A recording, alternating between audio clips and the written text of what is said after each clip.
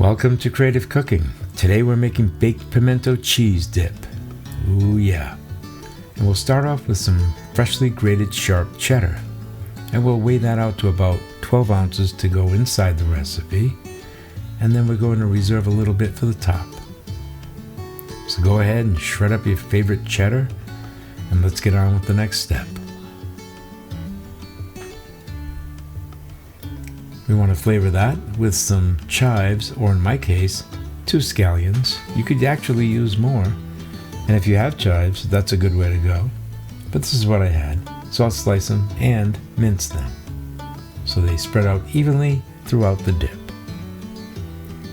And here we have drained from a 12-ounce jar of pimento. And a pimento really is nothing more than a red bell pepper that has been roasted.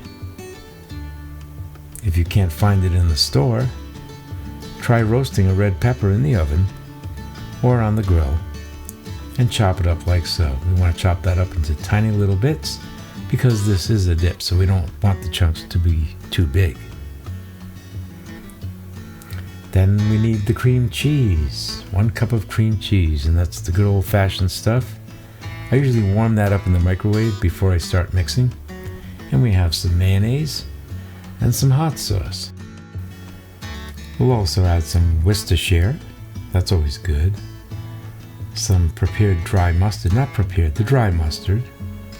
And some red pepper flake. We're going to reserve a little bit for the top. You'll also want some garlic powder and about a half a teaspoon of salt.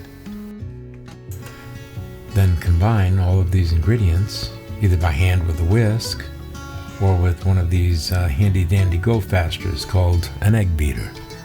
It works pretty good. You want to make sure that all the cheese and the mayonnaise and the spices are combined before you fold in the cheese and pimentos and the onions. While I'm mixing this all up, let me point out that you can also do this with extra sharp cheddar. You can use pepper jack. You can use Monterey Jack. You can use any blend of cheeses you like, but I think the key is that it needs to be some form of cheddar as the primary cheese.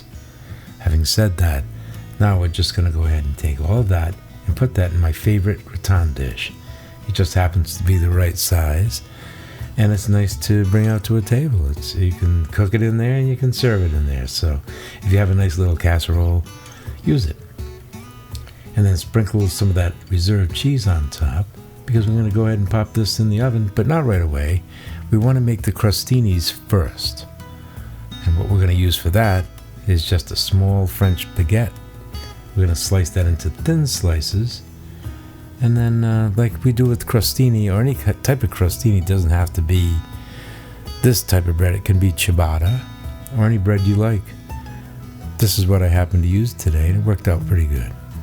So we're going to brush a little bit of olive oil on both sides, put them on a baking sheet, and under the broiler for about 1 to 1.5 minutes, but do keep an eye on it because it will burn.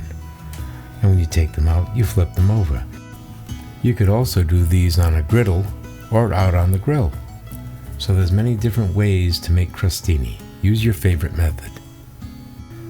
And while those are cooling off, go ahead and bake your dip at 350 degrees for 25 minutes. When it comes out, it's going to look something like this.